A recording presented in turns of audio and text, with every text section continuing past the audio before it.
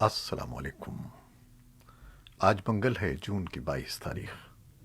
پاکستان میں اس وقت شام کے 7، بھارت میں 7:30، اور یہاں ہمارے اسٹوڈیوز کی گھڑیوں میں صبح کے 10 بج رہے ہیں۔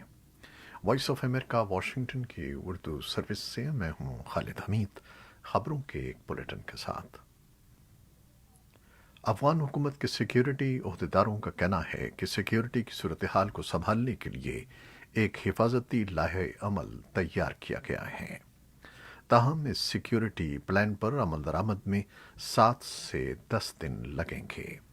افغانستان کے سیکیورٹی کے شعبے کے لیے نئے مقرر کردہ ترجمان اجمل عمر شنواری نے دعویٰ کیا ہے کہ طالبان نے طاقت کے ذریعے ایک بھی ضلع کا نظام نہیں چلایا ہے اور افغان سیکیورٹی فورسز جلد ہی تمام کھوئے ہوئے اضلاع کو دوبارہ حاصل کر لیں گی۔ ادھر طالبان کے ترجمان ذبیح اللہ مجاہد نے وائس آف امریکہ کو بتایا کہ طالبان جنگجوؤں نے گزشتہ ایک ماہ کے دوران افغانستان بھر میں 86 اضلاع پر قبضہ کر لیا ہے۔ ترجمان نے کہا کہ گزشتہ ماہ کے دوران افغان سیکیورٹی فورسز سے بھاری مقدار میں اسلحہ اور گولہ بارود بھی قبضے میں لیا گیا ہے۔ فوجی تجزیہ کاروں کا کہنا ہے کہ سیکیورٹی کے کمزور انتظام کے باعث متعدد اضلاع طالبان کے قبضے میں چلے گئے ہیں۔ ایک فوجی تجزیہ کار اسد اللہ ندیم کا کہنا ہے کہ اگر افغان حکومت نے طالبان مخالف عوامی قوتوں کا بخوبی انتظام نہ کیا تو مستقبل میں ملیشیا کی شکل اختیار کر کے حکومت کے اختیار کو چیلنج کر سکتی ہیں۔ لیکن پارلیمنٹ کے ایک رکن امر اللہ مراد نے لوگوں کو مسلح کرنے اور انہیں سیکیورٹی فورسز میں شامل کرنے سے متعلق حکومتی فیصلے کا دفاع کیا۔ پینٹاگون کے پریس سیکریٹری جان کربی نے پیر کو کہا تھا کہ وزیر دفاع لائیڈ آسٹن روزانہ کی بنیاد پر امریکی فوج کے انخلاء کے معاملات کا جائزہ لے رہے ہیں۔ ان کے بقول انخلاء کا عمل اپنی رفتار سے جاری ہے اور اسے ستمبر کے شروع میں مکمل کر لیا جائے گا۔ افغان حکومت اور طالبان کے درمیان قطر میں شروع ہونے والا بین الافغان امن مذاکرات کا عمل تعطل کا شکار ہے۔ البتہ طالبان رہنماؤں کا کہنا ہے کہ وہ بات چیت کے لیے تیار ہیں۔ رواں ہفتے کے اختتام پر امریکہ کے صدر جو بائیڈن افغان صدر اشرف غنی اور افغان مفاہمتی کونسل کے سربراہ عبداللہ سے ملاقات کریں گے۔ جمعے کو ہونے والی اس ملاقات میں وائٹ ہاؤس کے بقول امریکہ کی جانب سے افغان عوام کی مکمل حمایت کا اعادہ کیا جائے گا۔ ترکی افغانستان سے امریکی فورسز کے انخلاء کے بعد کابل کے انٹرنیشنل ایئرپورٹ کے لیے سیکیورٹی کی فراہمی کی پیشکش کے ساتھ وہاں ایک اہم کردار ادا کرنے کی کوشش کر رہا ہے، لیکن انقرہ کو اس کے لیے سخت مشکلات کا سامنا ہے۔ ترک وزیر خارجہ مولود شاوزوغلو نے کہا ہے کہ کابل ایئرپورٹ کا آپریشن اور سیکیورٹی ملک کے لیے ہی نہیں بلکہ ترکی سمیت تمام سفارتی مشنز کی بقا کے لیے بھی ضروری ہے۔ انہوں نے یہ تبصرہ اتوار کو ترکی کی سمندری تفریحگاہ انطالیہ میں ایک انٹرنیشنل میٹنگ میں کیا۔ میٹنگ میں شریک افغان وزیر خارجہ محمد حنیف اتمار نے کہا کہ وہ ترکی کی اس پیشکش کی حمایت کرتے ہیں۔ البتہ طالبان کہہ چکے ہیں کہ وہ افغانستان میں غیر ملکی فورسز میں سے کسی کے بھی قیام کی مخالفت کرتے ہیں، لیکن انقرہ کا کہنا ہے کہ اس کے خیال میں وہ ایسی مخالفت پر قابو پا سکتا ہے۔ قطر کے ایک سینئر اہلکار نے ایک آن لائن کانفرنس میں بتایا کہ ایک بھارتی وفد نے خاموشی کے ساتھ دوحہ کا دورہ کیا ہے، جس کا مقصد دوحہ میں موجود طالبان کی سیاسی قیادت سے ملاقات کرنا تھا۔ میڈیا رپورٹس کے مطابق انسدادی دہشت گردی سے متعلق قطر کے خصوصی ایلچی مطلق بن ماجد القحطانی نے کہا کہ ایک مستحکم افغانستان پاکستان اور بھارت دونوں کے مفاد میں ہے۔ پاکستان افغانستان کا پڑوسی ملک ہے اور ہم جانتے ہیں کہ بھارت نے افغانستان کی بہت مالی مدد کی ہے اور وہ بھی پرامن اور مستحکم افغانستان کے حق میں ہے۔ تجزیہ کاروں کے مطابق اس بیان کو نئی دہلی میں شائع ہونے والی ان حالیہ رپورٹوں کی پہلی باضابطہ تصدیق کے طور پر دیکھا جا سکتا ہے کہ بھارت طالبان کے ساتھ براہ راست مذاکرات کر رہا ہے۔ تاہم بھارت کی وزارت خارجہ نے اس پر کوئی رد عمل ظاہر کرنے سے انکار کر دیا ہے۔ پاکستان کے وزیراعظم عمران خان نے واشنگٹن پوسٹ میں شائع ہونے والے اپنے ایک مضمون میں لکھا ہے کہ ان کا ملک افغانستان میں کسی فوجی قبضے کا مخالف ہے اور طالبان پورے ملک پر قبضہ نہیں کر سکتے۔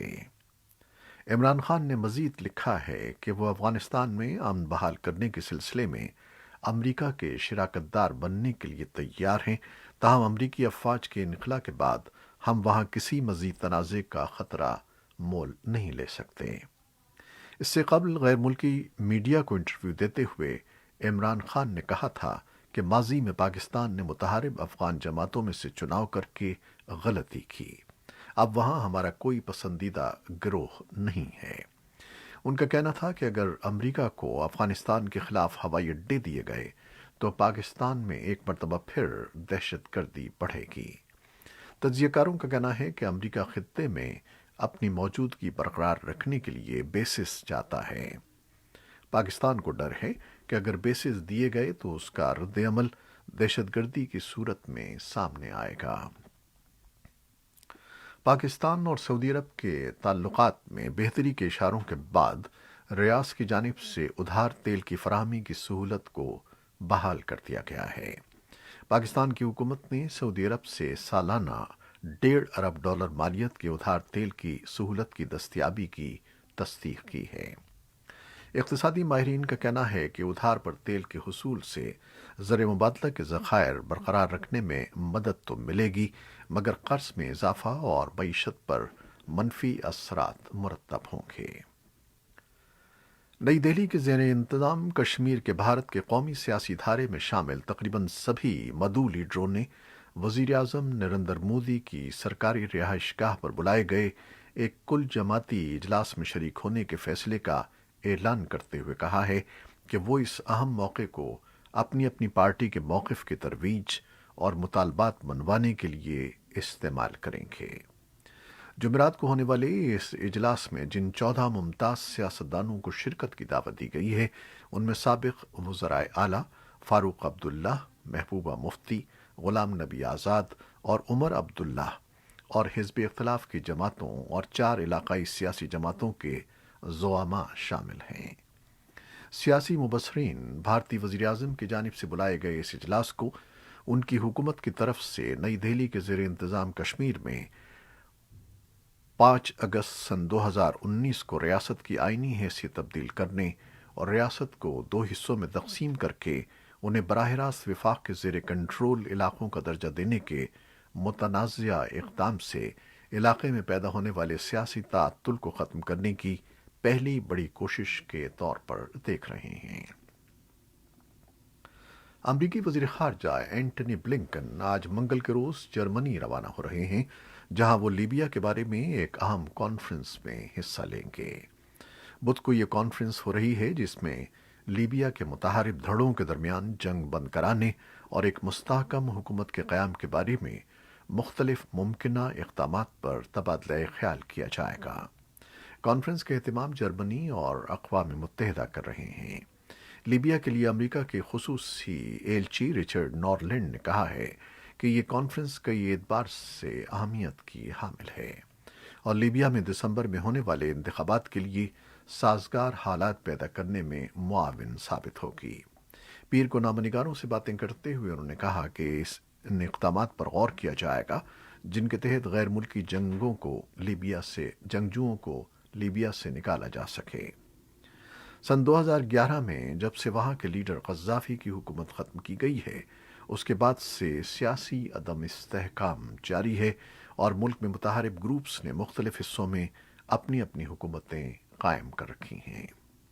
وزیر خارجہ بلنکن اپنے یورپی دورے میں فرانس اور ویٹیکن بھی جائیں گے، جہاں وہ حکام سے آب و ہوا کی تبدیلی اور انسانی ٹریفکنگ جیسے معاملات پر بات چیت کریں گے۔ یورپی یونین نے اعلان کیا ہے کہ یورپی یونین نے پیر کے روز میانمار کے فوجی عہدیداروں کے خلاف تازہ پابندیاں لگا دی ہیں۔ فروری کی بغاوت میں جنتا نے اقتدار پر قبضہ کیا تھا، جس کے بعد تیسری بار پابندیاں لاگو کی گئی ہیں۔ یورپی یونین کے ایک بیان کے مطابق اس بار 8 افراد، 3 معاشی اداروں اور ایک سابق فوجی تنظیم کو ہدف بنایا گیا ہے۔ 1 فروری کو فوج کے اقتدار پر قبضہ کرنے کے بعد سے 900 کے قریب شہری مظاہرین کی ہلاکت اور 6000 افراد کے گرفتار ہونے کی تصدیق ہو چکی ہے۔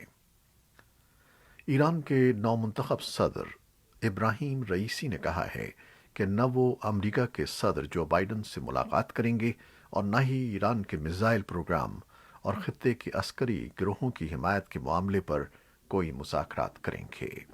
صدر منتخب ہونے کے بعد پیر کو اپنی پہلی پریس کانفرنس سے خطاب کرتے ہوئے ابراہیم رئیسی نے کہا کہ صدر بائیڈن کو ایران پر عائد پابندیاں ختم کر کے اپنی سنجیدگی ثابت کرنا ہوگی۔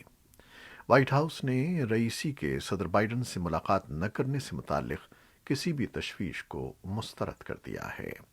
بائیڈن کی پریس سیکرٹری جین ساکی نے نامہ نگاروں کو بتایا کہ فی الحال ہمارے ایران کے ساتھ سفارتی تعلقات نہیں ہیں یا لیڈروں کی سطح پر ملاقات کا کوئی منصوبہ نہیں ہے۔ ساکی نے کہا کہ صدر بائیڈن سمجھتے ہیں کہ ایران کے سپریم لیڈر آیت اللہ خامنہ ای ہی ملک کے حتمی حکمران ہیں اور وہی جوہری معاہدے پر نظر ثانی اور توسیع کے بارے میں کوئی فیصلہ دیں گے۔ امریکی قومی سلامتی کے مشیر جیک سلیون نے اتوار کے روز ABC نیوز کو بتایا کہ ایران کو جوہری ہتھیار تیار کرنے سے روکنا امریکہ کی اولین ترجیح ہے۔ ادھر ویانا میں عالمی طاقتوں کے نمائندے مشورے کے لیے واپس چلے گئے ہیں۔ رئیسی نے پابندیوں میں نرمی کو ایران کی خارجہ پالیسی کا مرکزی نقطہ قرار دیا اور مطالبہ کیا کہ امریکہ اس معاہدے کی پابندی کرے اور اس کے تحت اپنے وعدوں کی پاسداری کرے۔ ایران کے سرکاری ٹی وی نے کہا ہے کہ ملک کا واحد جوہری توانائی گھر عارضی طور پر بند ہو گیا ہے۔ ایسا پہلی مرتبہ ہوا ہے کہ ایران نے جنوبی ساحلی شہر بوشہر میں موجود جوہری پلانٹ کے ہنگامی طور پر بند ہونے کی اطلاع دی ہے۔ یہ پلانٹ سن 2011 میں روس کی مدد سے فعال ہوا تھا۔ ایران کے سرکاری ٹی وی نے رپورٹ کیا ہے کہ ملک کے واحد نیوکلیئر پاور پلانٹ کو ہنگامی طور پر بند کر دیا گیا ہے۔ انہوں نے اس بندش پر وضاحت دیے بغیر کہا کہ اس کے نتیجے میں بجلی کی فراہمی میں تعطل ہو سکتا ہے۔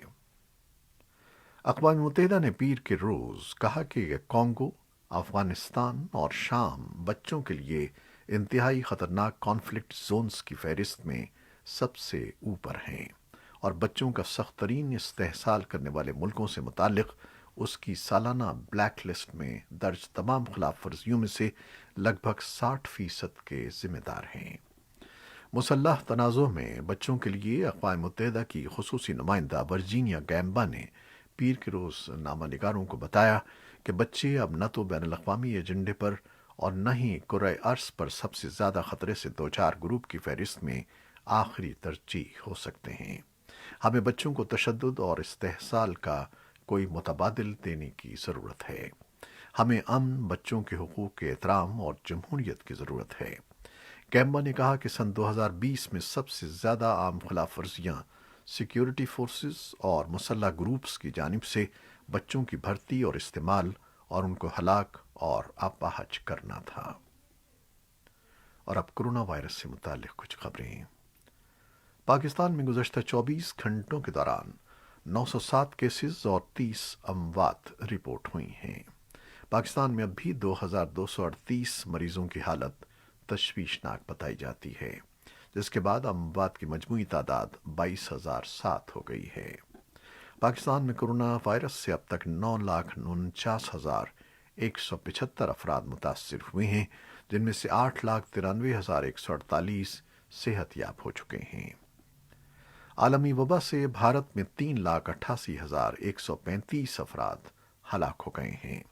گزشتہ 24 گھنٹوں میں ان ہلاکتوں میں 1,422 مریضوں کا اضافہ ریکارڈ کیا گیا ہے۔ وائٹ ہاؤس نے کووڈ 19 ویکسین کی 55 ملین خوراکیں بیرون ملک فراہم کرنے کے لیے منصوبہ بندی کی ہے۔ اس میں سے زیادہ تر ویکسین کی خوراکیں لاطینی امریکہ، کیریبین، ایشیا اور افریقہ کے ممالک کے لیے مختص کی جا رہی ہیں۔ بائیڈن انتظامیہ نے پیر کے روز کہا تھا کہ زیادہ تر خوراکیں بین الاقوامی سطح پر ویکسین بانٹنے کے پروگرام کوویکس کے ذریعے فراہم کی جائیں گی، जिससे सदर जो बाइडन का दुनिया भर के ममालिक को अमरीका में तैयार करदा वैक्सीन की 80 मिलियन खुराकें फराहम करने का अज़्म पूरा हो जाएगा। एसोसिएटेड प्रेस ने पीर को इत्तला दी कि इंतज़ामिया को कुछ रुकावटों की वजह से जून के आखिर तक वैक्सीन फराहम करने के अपने अहद को पूरा करने में दुश्वारी हो रही है। खबरसां इदारों ने कुछ अहदेदारों के हवाले से बताया है कि वैक्सीन की खुराकें तैयार हैं, लेकिन अमरीका और वसूल करने वाले ममालिक में कानूनी, लॉजिस्टिक और रेगुलेटरी तकाज़ों की वजह से ताख़ीर हो रही है। अमरीका में 5 दहाइयों के बाद ख़वातीन की एबॉर्शन यानी अस्क़ात हमल तक रसाई के आइनी हक़ के ख़िलाफ़ कोशिशें तेज़ हो गई हैं। रवां बरस मुख्तलिफ़ अमरीकी रियासतों में अब तक 500 से ज़ायद अस्क़ात हमल से मुताल्लिक़ पाबंदियाँ सख्त करने के क़वानीन मुतारिफ़ करवाए गए हैं। मुल्क की अदालत उज़्मा ने भी ये फैसला किया है कि वो रियासत मिसिसिपी में अस्क़ात हमल पर पाबंदियाँ सख्त करने का मुतालबा करने वाले केस की समाअत रवां बरस अक्टूबर में करेगा। क्लब हाउस और ट्विटर के बाद फेसबुक भी ऑडियो सोशल रेस में शामिल हो चुका है। फेसबुक सारिफीन को अपने प्लेटफॉर्म पर मसरूफ़ रखने और उभरते हुए हरीफों का मुकाबला करने के लिए पीर 21 जून से पॉडकास्ट और बराह रास्त ऑडियो स्ट्रीम्स का आगाज़ कर रहा है। फ़िलहाल ये फ़ीचर सिर्फ अमरीका में सारिफीन के लिए दस्तयाब होगा। ये थी वो खबरें जो फेसबुक लाइव पर हमने आपके लिए पेश की। हमारी वेबसाइट और यूट्यूब पर ये बुलेटिन पोस्ट कर दिया जाता है, जिसे आप बाद में भी देख सकते हैं। हमारे इस बुलेटिन को शेयर करना ना भूलिएगा। खालिद हमीद को अब इजाज़त दीजिए। अल्लाह हाफ़िज़।